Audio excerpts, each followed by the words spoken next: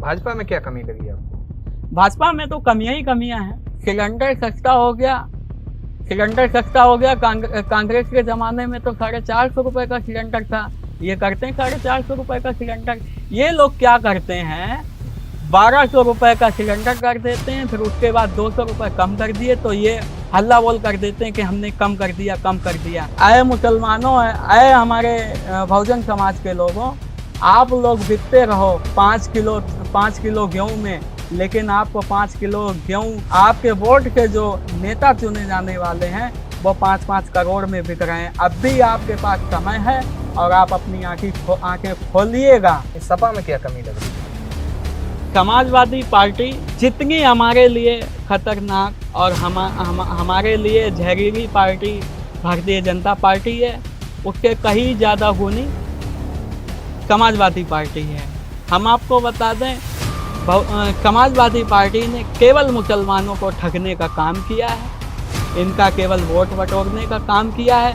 बहुजन समाज अगर एक हो जाए तो माननीय चंद्रशेखर आज़ाद जी को हम प्रधानमंत्री बना सकते हैं और दिल्ली के लाल किले से झंडा वो फहरा सकते हैं। अभी नई संसद भवन का इन लोगों ने उद्घाटन किया, राष्ट्रपति को नहीं बुलाया।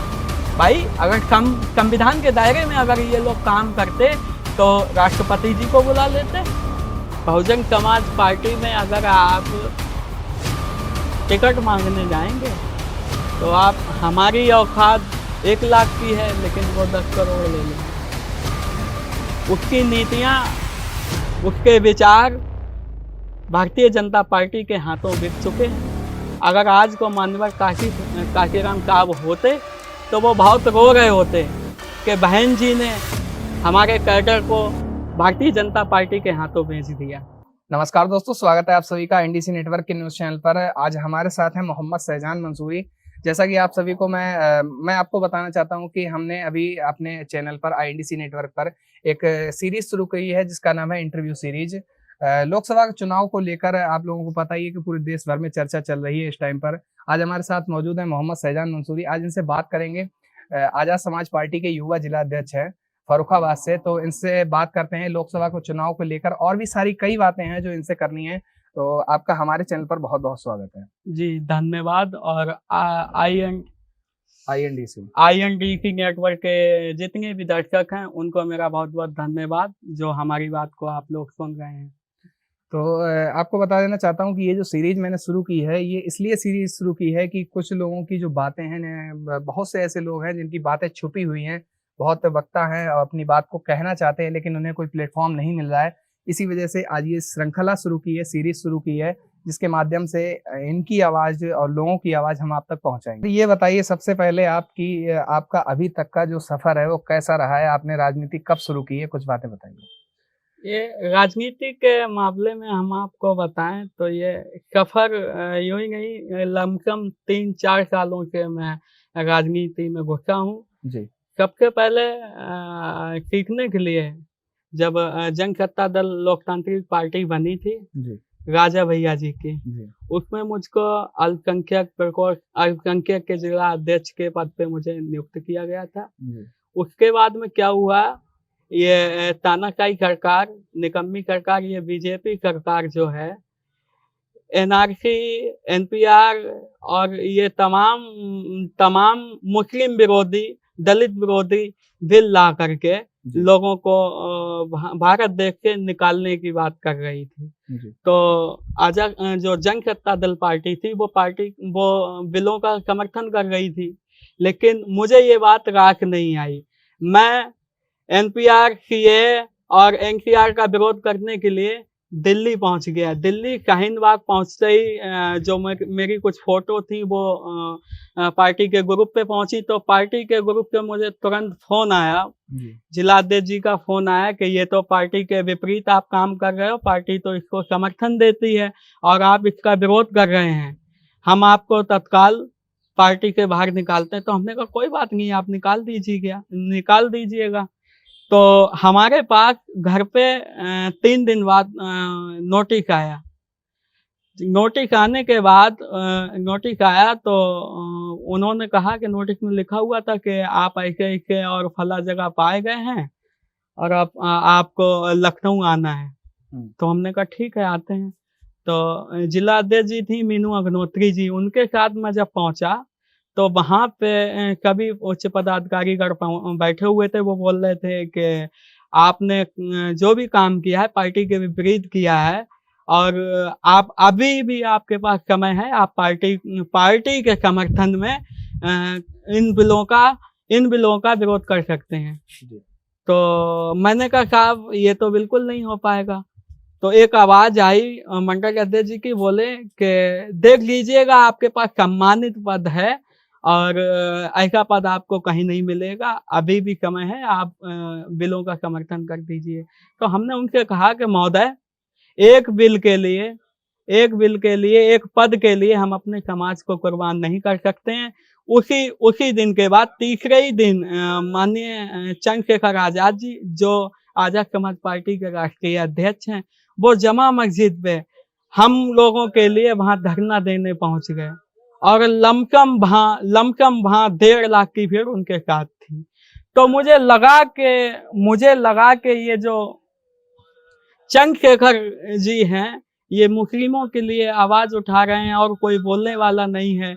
हमारा वोट समाजवादी पार्टी ने भी लिया, हमारा vote BSP Bahujan Samaj party ने भी लिया, हमारा वोट कांग्रेस ने भी लिया, लेकिन वो समय ऐसा था हमारी आवाज बनने के लिए कोई नहीं था। अगर कोई था तो एक ही बंदा था, चंद्रशेखर आजाद जी। तो उनके कर्ज को चुकाने के लिए मैंने आजाद समाज पार्टी को चुना। अच्छा, तो जैसा आपने कहा अभी कि चंद्रशेखर आजाद जी हैं वो मुस्लिमों का साथ दे रहे हैं, आपको लग रहा है कि मुस्लिमों का साथ दे रहे हैं? क्यों नहीं साथ दे रहे हैं जी। शाहीन बाग में हमारी माँ बहनें बैठी हुई थी, तब वो दिल्ली गए, क्यों नहीं मुस्लिमों का साथ दे रहे हैं? जब अल्ताफ खान के नाम अल्ताफ, जिसका एक युवक था, उसका नाम था अल्ताफ खान, तो उसको कुछ गुंडों ने पुलिस की कस्टडी में उसको जान के मार दिया और लोगों को दिखा दिया कि इन्होंने खुदकुशी कर ली है फांसी के लटक करके। तो वहां भी चंद्रशेखर आजाद जी गए और जहां भी मुस्लिमों के, दलितों के साथ कोई भी अगर अवांछनीय घटना होती है तो वहां माननीय चंद्रशेखर आजाद जी पहुंचने का काम करते हैं। माननीय चंद्रशेखर जी विशेष जाति पर ध्यान नहीं दे रहे हैं, वो किसानों पर भी ध्यान दे रहे हैं, मुस्लिमों पे भी ध्यान दे रहे हैं, सिख पे भी ध्यान दे रहे हैं, ईसाई पे भी ध्यान दे रहे हैं, मजलूमों पे भी ध्यान दे रहे हैं, दलितों पे भी ध्यान दे रहे हैं, यानी कि 85% बहुजन समाज पे वो ध्यान दे रहे हैं। 85% के साथ हैं जी बिल्कुल, और उनको भरपूर समर्थन भी मिल रहा है 85% बहुजन समाज का।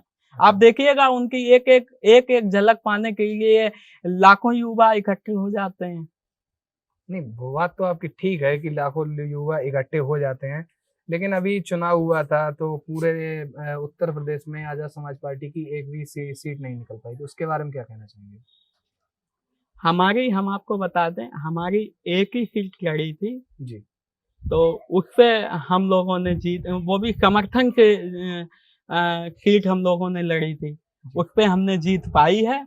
और दूसरी बात, आप इसका 2024 में देख लीजिएगा हम लोगों का कितना क्या वजन। अभी कुछ दिन पहले जब मैं सर्वे कर रहा था, आजाद समाज पार्टी की मीटिंगें हो रही हैं जी, आप भी साथ में थे और कुछ और भी सारे लोग थे, जिला कार्यकारिणी के भी लोग थे जी। आपके कुछ कार्यकर्ता थे जो, और गांव के भी लोग कह रहे थे कि बोल रहे थे कि हम चंद्रशेखर आजाद जी को सीधा देश का प्रधानमंत्री बना देंगे, क्या ये संभव है अभी इस टाइम पर? देखिए ये तो कहने की बातें हैं जी, लेकिन हाँ, अगर बहुजन समाज अगर एक हो जाए तो माननीय चंद्रशेखर आजाद जी को हम प्रधानमंत्री बना सकते हैं और दिल्ली के लाल किले के झंडा वो फहरा सकते हैं। आपने आजाद समाज पार्टी ही क्यों ज्वाइन करी? कांग्रेस भी है, सपा भी है, बसपा भी है, भाजपा भी है, और भी कई सारे छोटे मोटे दल हैं जो उत्तर प्रदेश में हैं, भारत में हैं, उनको सबको क्यों नहीं ज्वाइन किया? कोई तो कारण होगा। इसका कारण है विचारधारा।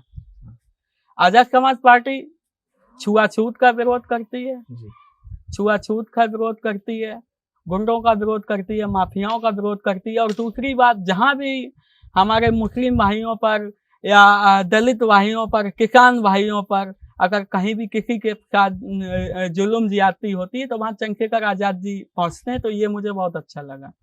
इसी वजह से ज्वाइन की है? जी बिल्कुल। अच्छा, भाजपा में क्या कमी लगी आपको? भाजपा में तो कमियां ही कमियां हैं। क्या कमियां हैं? कुछ तो नहीं लग रही है। गांव में जाते हैं हम लोग, कहते हैं 2000 रुपए आ रहे हैं और बहुत सारी सुविधाएं हैं, कह रहे हैं सिलेंडर सस्ता हो गया है, अभी चुनाव आने वाला है। सिलेंडर सस्ता हो गया, सिलेंडर सस्ता हो गया। कांग्रेस के जमाने में तो 450 रुपए का सिलेंडर था, ये करते हैं 450 रुपए का सिलेंडर। ये लोग क्या करते हैं, 1200 रुपए का सिलेंडर कर देते हैं, फिर उसके बाद 200 रुपए कम कर दिए तो ये हल्ला बोल कर देते हैं कि हमने कम कर दिया, कम कर दिया। मैं आपके चैनल के माध्यम से बताना चाहूंगा कि आए मुसलमानों, आए हमारे बहुजन समाज के लोगों, आप लोग बिकते रहो 5 किलो गेहूं में, लेकिन आपको 5 किलो गेहूं आपके वोट के जो नेता चुने जाने वाले हैं वो 5-5 करोड़ में बिक रहे हैं। अब भी आपके पास समय है और आप अपनी आंखें खोलिएगा और माननीय चंद्रशेखर आजाद जी को चुनिएगा। चंद्रशेखर आजाद जी को समर्थन करने के लिए कह रहे हैं। अच्छा, ये तो भाजपा की बात रही है। भाजपा की और भी जैसे आप लोग अम्बेडकरवादी हैं, आप लोग संविधान से प्यार करते हैं, वो लोग भी संविधान से प्यार करते हैं या दिखावा करते हैं, क्या कहना चाहेंगे इसके बारे में? कहाँ संविधान से प्यार करते हैं? आपको किसने कह दिया वो लोग संविधान से प्यार करते हैं? भाजपा वाले संविधान से प्यार नहीं करते? बिल्कुल नहीं करते हैं।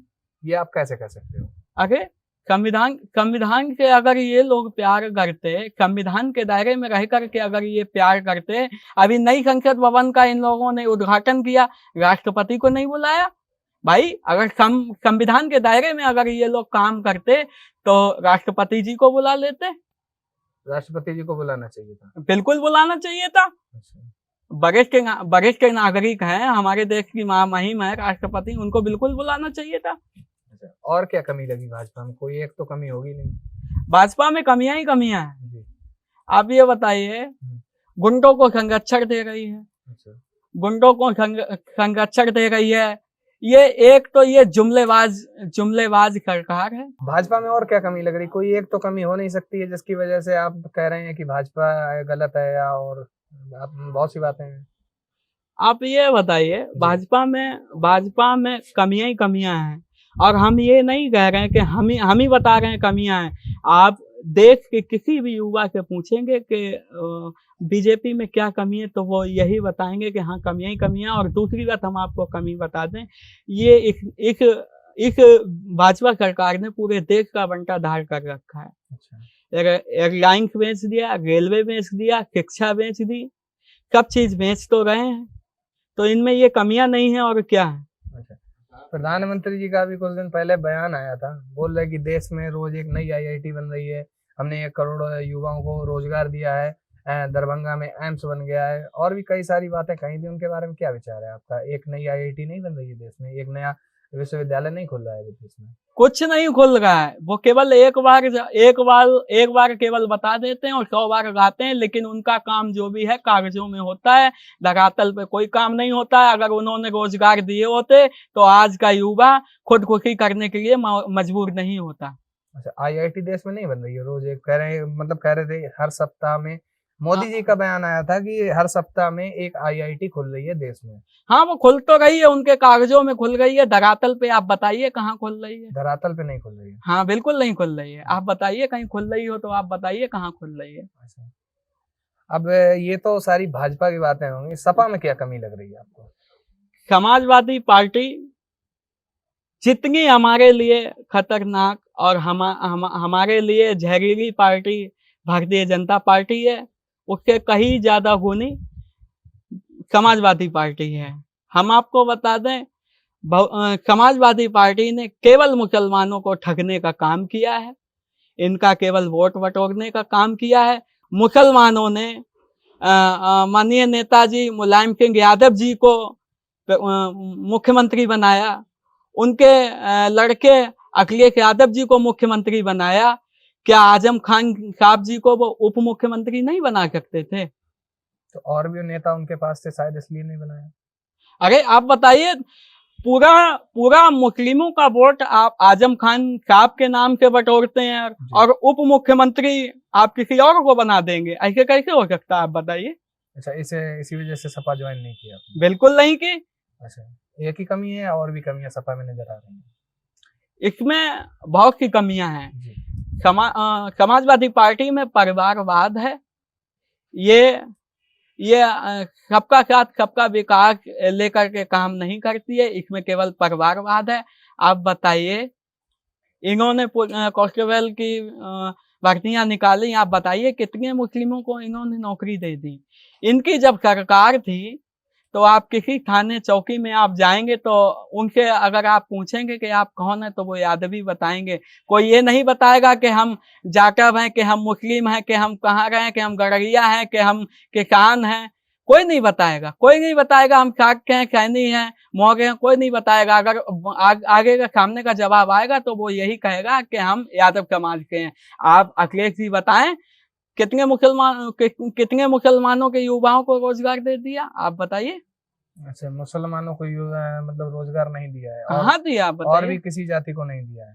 बिल्कुल नहीं, उन्होंने केवल परिवारवाद किया है और परिवारवाद में केवल यादव समाज का भला सोचा और किसी का नहीं। अच्छा, हर जगह यादव मिल जाए? बिल्कुल हर जगह यादव।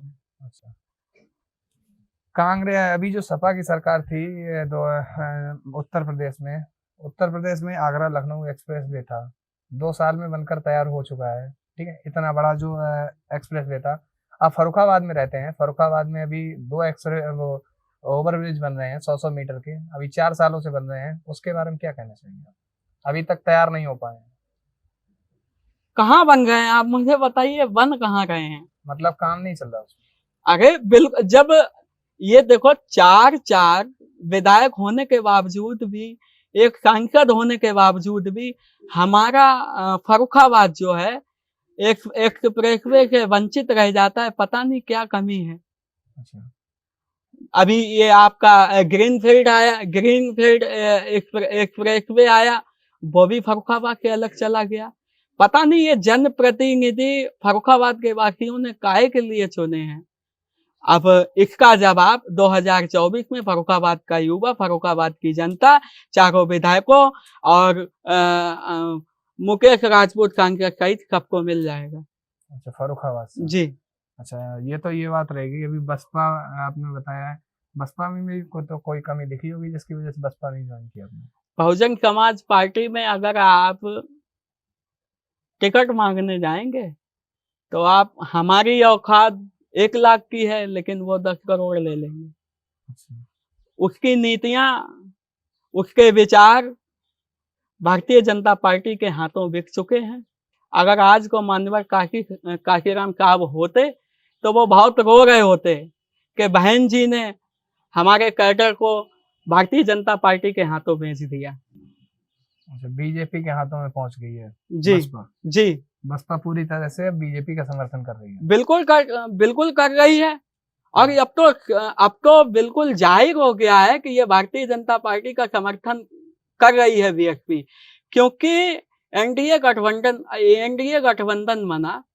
इन्होंने एनडीए गठबंधन को समर्थन देने के साफ इनकार कर दिया और इनको, लोगों को लगे, बहुजन समाज को लगे कि बहन कुमारी मायावती जी अपना हक मांग रही हैं, तो औकात से ज्यादा 40 सीटें मांग रही हैं।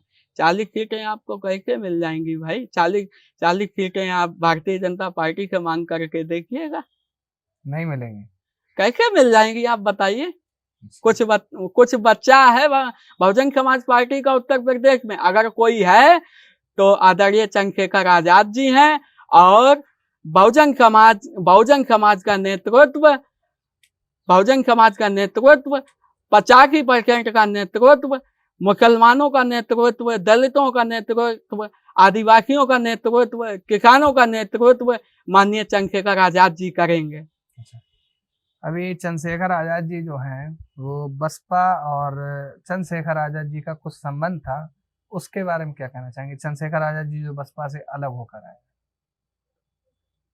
नहीं, ये तो सब कहने की बात है।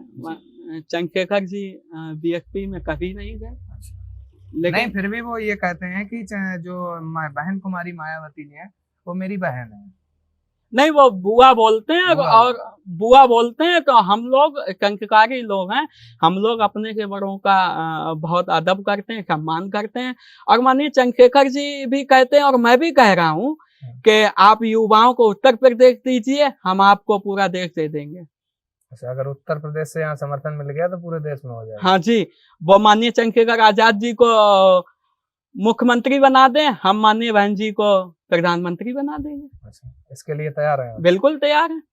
अभी तो आप कह रहे थे कि बीजेपी के साथ मिल चुकी है, इस वजह से समर्थन नहीं, वो बीजेपी के साथ मिल गई हैं, ये सत्य है, लेकिन एक बुआ के भतीजे की मेरी शहजान मंसूरी की एक बहन जी के बुआ जी के अपील है कि आप मुझको चंद्रशेखर आजाद जी को मुख्यमंत्री बना दीजिए, युवाओं को उत्तर प्रदेश की बागडोर दे दीजिए, हम आपको प्रधानमंत्री बनाने के लिए तैयार हैं। और हम ही नहीं, देश का 85% आपको प्रधानमंत्री बनाने के लिए तैयार है, लेकिन तब जब आप माननीय चंद्रशेखर आजाद जी को उत्तर प्रदेश का मुख्यमंत्री बनते देखेंगे। जी, आज भी अगर कोई दलित समाज से है, उसका जो लगभग वोट मैंने सर्वे के दौरान देखा है कि जब मैं पूछता हूँ आप किसको वोट दें, अगर वो कोई बहुजन समाज से है तो सबसे पहले मायावती जी का नाम लेता है। तो आजाद समाज पार्टी कैसे संघर्ष तो यहाँ पर बहुत ज्यादा बढ़ जाएगा आजाद समाज पार्टी का। किस तरह से दलित समाज जो है वो आजाद समाज पार्टी के पक्ष में आएगा? देखिए, शुरू से ही हम लोग संघर्ष करते आए हैं जी, शुरू से ही संघर्ष करते आए हैं। और आप कह रहे हैं कि हमने सर्वे किया है, किसी वोटर से हम बात करते हैं तो वो कहता है कि हमने बहुजन समाज पार्टी को वोट दिया। अगर बहुजन समाज पार्टी को वोट दिया तो भारतीय जनता पार्टी की सरकार कैसे बन गई? अच्छा। जी, तो मतलब अभी भी लोग इधर उधर घूम रहे हैं, पूरी तरह से समर्थन नहीं है बसपा को? बिल्कुल नहीं है समर्थन। अगर समर्थन होता तो बुआ जी मुख्यमंत्री बनी बैठी होती। अभी योगी जी हैं। अभी योगी जी हैं। ये सारी बातें हो गई, बसपा हो गई, सपा हो गई, भाजपा हो गई, अब बची कांग्रेस। जी, कांग्रेस में क्या कमी नजर आई है जो आपने कांग्रेस ज्वाइन नहीं की? कांग्रेस में हम आपको बता दें, कांग्रेस की जो बागडोर थी किसी समय, उसकी विचारधारा जो वो समय था, उस समय मुझे कांग्रेस की विचारधारा बिल्कुल समझ में नहीं आई। हमने आपको इससे पहले क्या बताया, जब एनपीआर एनसीआर का मुद्दा आया तो आदरणीय चंद्रशेखर आजाद जी केवल हमारे समर्थन में थे, ना कि कांग्रेस थी, ना कि भारतीय जनता पार्टी थी, ना कि बहुजन समाज पार्टी थी, और ना कि समाजवादी पार्टी थी। हमारे समर्थन में केवल चंद्रशेखर आजाद जी हैं। और उत्तर प्रदेश का ही नहीं, पूरे देश का एनआरसी एनपीआर के विरोध में आदरणीय चंद्रशेखर आजाद जी ने लमसम 1.5 महीने की जेल काटी थी। तो उसका कर्ज पूरे उत्तर प्रदेश का ही युवा नहीं, पूरे देश का मुसलमान इस कर्ज को उतारने का काम करेगा और आदरणीय बड़े भाई चंद्रशेखर आजाद जी को प्रधानमंत्री बनाने का काम करेगा। तो और भी कई सारी बातें हैं, अभी भारत इंडिया को लेकर कुछ जो चर्चा चल रही है, बड़े बड़े नेता भी कर रहे हैं, उसके बारे में क्या कहना है? ये उनके पेट में दर्द हो रहा है कि ये जो भव्य जो बड़ा गठबंधन हुआ है, जो मजलूमों को एक साथ लेकर के चलने वाला गठबंधन है, जो महिलाओं को एक साथ लेकर के चलने वाला गठबंधन है, जो युवाओं को एक साथ लेकर के चलने वाला गठबंधन है, जो किसानों को एक साथ लेकर के चलने वाला गठबंधन है, उसका नाम है इंडिया। तो इस इंडिया के शब्द से भारतीय जनता पार्टी के लोगों के पेट में दर्द होने लगा है। अब तो उन्होंने बात छेड़ दी है कि इंडिया का नाम चेंज होना चाहिए, भारत होना चाहिए। तो इनको ये बताइए खेलेगा इंडिया, जीतेगा इंडिया, ये इंडिया शब्द किसने दिया है? भारतीय जनता पार्टी से आप पूछिएगा। और आपको पता है, अगर हम इंडिया के भारत अगर हम नाम रखते हैं, चेंज करते हैं, तो लमसम 1400 करोड़ का खर्च आएगा। क्या 1400 करोड़ का हमारे भारत में विकास नहीं हो सकता है? बिल्कुल हो सकता है। तो ये भारतीय जनता पार्टी की बुद्धि बिल्कुल बंद हो चुकी है, भ्रष्ट हो चुकी है, ऐसे समझिएगा। तो और कोई बात जो आप दर्शकों तक कहना चाहते हैं हमारे चैनल के माध्यम से? दर्शकों को यही कहना चाहूंगा कि आपकी आवाज, आपका हौसला केवल चंद्रशेखर आजाद जी हैं। और हम आप युवाओं से एक अपील करना चाहते हैं कि माननीय चंद्रशेखर आजाद जी की एक एक झलक देखने के लिए लाखों युवाओं का हुजूम जो इकट्ठा हो जाता है, उस हुजूम को वोट में तब्दील करने का थोड़ा कष्ट करें। चलिए, बहुत बहुत धन्यवाद आपका। हमारे चैनल के माध्यम से आपने सभी ने देखा, मोहम्मद शहजान मंसूरी फर्रुखाबाद से आज़ाद समाज पार्टी के युवा जिला अध्यक्ष हैं। इनकी बात को आपने सुना और ऐसे ही इंटरव्यू हम आप तक पहुंचाते रहेंगे। अगर आप भी उत्तर प्रदेश में किसी जगह से हैं, अगर आप भी हमारे चैनल के माध्यम से जुड़ना चाहते हैं, अगर इंटरव्यू देना चाहते हैं, तो जो नीचे नंबर दिया गया है इस पर संपर्क करें। मिलते हैं आपसे एक नए इंटरव्यू के साथ। एक सवाल मिलते हैं एक नई इंटरव्यू के साथ। बने रहिए INDC नेटवर्क के साथ। मिलते हैं एक नई खबर के साथ। राजनीतिक गुरु। अच्छा, हाँ। अरे यार, जो पानी जो ताके मारा हमने। अच्छा, चलो चलो हो जाएगा। पहुंचो ना तुम। चालू है, चलो। अच्छा, ये बताइए, आपने जो राजनीति शुरू की है, किसी को तो देख कर की होगी, ऐसा तो है नहीं कि रात में सपने आ गए और अचानक से शुरू। कोई गुरु तो होगा आपका। देखिए, हम आपको बता दें जी, और आप कोई नहीं, हम आपके चैनल के माध्यम से युवाओं को भी बताना चाहते हैं, जो राजनीतिक युवा हैं जी, उनको हम बताना चाहते हैं कि हमारा कोई राजनीतिक गुरु नहीं। हमारा राजनीतिक गुरु केवल विचारधारा और संगठन है। संगठन और विचारधारा के साथ साथ चलते रहिए, आपको भी कामयाबी मिलेगी इंशाअल्लाह। चलिए, बहुत बहुत धन्यवाद आपका। आप देख रहे हैं हमारे साथ मोहम्मद शहजान मंसूरी, युवा जिला अध्यक्ष फर्रुखाबाद आज़ाद समाज पार्टी से। इनका इंटरव्यू लिया मैंने। आपने इनकी जो विचारधारा थी वो आपने सुनी। ऐसे ही इंटरव्यू हम आप तक पहुंचाते रहेंगे। जो लोकसभा 2024 का भी चुनाव आ रहा है, उसके बारे में कुछ बता दीजिए कि आपकी जो पार्टी है वो लोकसभा चुनाव में किस तरह से भागीदारी देगी। हमारी जो पार्टी है, जैसे भी राष्ट्रीय कमेटी के निर्देश आते हैं, उसमें हम लोग खड़े उतरने का काम करेंगे। और दूसरी बात हम आपको ये बता दें, जनपद फर्रुखाबाद में एक नए नेताजी आए हुए हैं, सलमान खुर्शीद जी। आप भी देख रहे हैं जी। जब यहाँ का गरीब पिछड़ा आदिवासी मुसलमान किसान जब परेशान होता है, जब युवा परेशान होता है, जब महिलाएं परेशान होती हैं, तब ये नहीं दिखते हैं। और जब भी चुनाव आ जाता है, तभी ये बरसाती मेघक की तरह ऊपर आ जाते हैं। तो इनके निवेदन करूंगा कि आप जो है जनता के बीच में हर रोज हर दिन अगर उनके साथ रहेंगे तो शायद आपको संघर्ष करने की जरूरत नहीं पड़ेगी। अच्छा, ये बताइए, अभी आपने कहा बीजेपी सरकार नहीं ज्वाइन की है, कोई कमी तो होगी। बीजेपी सरकार जो है वो 18% GST लगा रखी है शिक्षा के ऊपर। शिक्षा को महंगा कर रही है। क्या कर रही है? 18% GST लगा रही है। अभी कुछ फिल्में भी आई थी, मूवी भी आई थी, जिन्हें टैक्स फ्री कर दिया गया। शिक्षा के ऊपर 18% GST लगी है। उसके बारे में आपके क्या विचार है? ये भारत देश में भारतीय जनता पार्टी के आने के बाद कुछ चीजें ज्यादा जागरूक हो गई हैं। कौन सी चीजें? अगर ये शिक्षा को बढ़ावा दे देंगे तो देश का युवा पढ़ जाएगा, फिर इनके सवाल करेगा। अच्छा, सवाल ना कर पाए, इस वजह से 18% GST लगा दी गई है, पढ़ ना पाए। बिल्कुल, इसीलिए लगा दी गई है। मंदिरों को लेकर काफी आगे रहते हैं भाजपा के नेता। राम मंदिर बन रहा है, अभी तक आपकी नजर में कोई ऐसी बात नहीं कही गई है जो कोई विद्यालय बन रहा है? कभी कहा है बीजेपी के लोगों ने? देखिए, ऐसा है, मैं ना तो मंदिर का विरोध कर रहा हूँ जी, ना मंदिर का समर्थन कर रहा हूँ। जी, बन गया अच्छी बात है। ना मस्जिद का विरोध कर रहा हूँ, ना मस्जिद का समर्थन कर रहा हूँ। लेकिन इसी जगह पे मंदिर को ना बना करके अगर इसी जगह पे एक विद्यालय का निर्माण कर देते तो कितना अच्छा रहता। मंदिर आप बनाएंगे तो उसके आसपास आपको 10-12 अगर आप मंदिर बनाएंगे तो उसके आसपास भिखारी पैदा होंगे और कोई नहीं। अगर आप वहीं उसी जगह अगर आप विद्यालय को बनाते हैं तो विद्यालय के PCS, IAS, army doctor, engineer, तमाम तरह के अधिकारी निकलते हैं। तो इन सब चीज़ों को सीखना चाहिए लोगों को।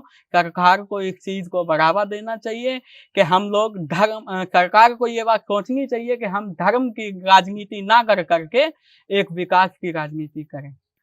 इतनी सारी बातें हो गई अभी हम लोगों के बीच में। अच्छा ये बताइए, अभी जो मेन मुद्दा है लोकसभा चुनाव 2024, चंद्रशेखर आजाद जी चुनाव को लड़ेंगे या नहीं लड़ेंगे? देखिए, लड़ने और ना लड़ने की बात ये अभी हम एक साइड पे रख लेते हैं। जी दूसरी बात हम आपको बताएं, जी ये जो भारतीय जनता पार्टी की सरकार है, ये पूंजीपतियों की सरकार है। पूंजीपतियों की सरकार है, धन्ना सेठों की सरकार है। और जैसा इनसे पूंजीपति और धन्ना सेठ करवाते हैं, ये उसी प्रकार से काम करते हैं। तो हम चाहते हैं इस सरकार का तख्ता पलट होना चाहिए। और जो सरकार जो एक इस देश को एक बेहतर प्रधानमंत्री देना चाहिए, जो प्रधानमंत्री किसानों को एक साथ लेकर के चल सके, महिलाओं को एक साथ लेकर के चल सके, दलितों को एक साथ लेकर के चल सके, मुसलमानों को एक साथ लेकर के चल सके, आदिवासियों को एक साथ लेकर के चल सके और युवाओं को एक साथ लेकर के चल सके, युवाओं को रोजगार के अवसर दे सके और पुरानी पेंशन को बहाल कर सके। ऐसे लोगों को हम लोग सत्ता में लाना चाहते हैं। तो चंद्रशेखर आजाद जी चुनाव लड़ेंगे या नहीं, ये तो बता ही नहीं आपने। जी, ये तो बहुजन समाज बताएगा वो लड़वाना चाहता है या नहीं लड़वाना चाहता है। हमारे हिसाब से तो मुझे तो लगता है कि 85% चाहता है कि आदरणीय चंद्रशेखर आजाद जी लोकसभा पहुंचे। चंद्रशेखर आजाद जी अकेले लड़ेंगे या किसी के समर्थन में, किस तरह से, कुछ तो प्लान होगा? हमने क्या आपको बताया? जी लड़ने लड़ाने की बात एक अलग है। सबसे पहले ये पूंजीपति धन्ना सेठों की सरकार को हम लोगों को एकजुट हो करके इसका तख्ता पलट करना है और एक बेहतर प्रधानमंत्री को भारत देश की कुर्सी सौंपनी है। तो देखा आपने किस तरह से मोहम्मद शहजान मंसूरी जी हमारे साथ हैं और अपने जो विचार हैं वो आप लोगों तक पहुंचाए। आजाद समाज पार्टी की क्या स्थिति है अभी उत्तर प्रदेश में, भारत देश में, वो बात आप तक पहुंचाई और जो बातें थी वो आप तक पहुंचाई। और इंटरव्यू इसलिए लिया क्योंकि फर्रुखाबाद के आजाद समाज पार्टी के युवा जिला अध्यक्ष हैं, काफी अच्छे बोलते हैं और एक पहचान भी रखते हैं अपनी फर्रुखाबाद में और उत्तर प्रदेश के कई जिलों में। तो बने रहिए आईएनडीसी नेटवर्क के साथ, मिलते हैं एक नई खबर के साथ। आईएनडीसी नेटवर्क, बदलते भारत के साथ।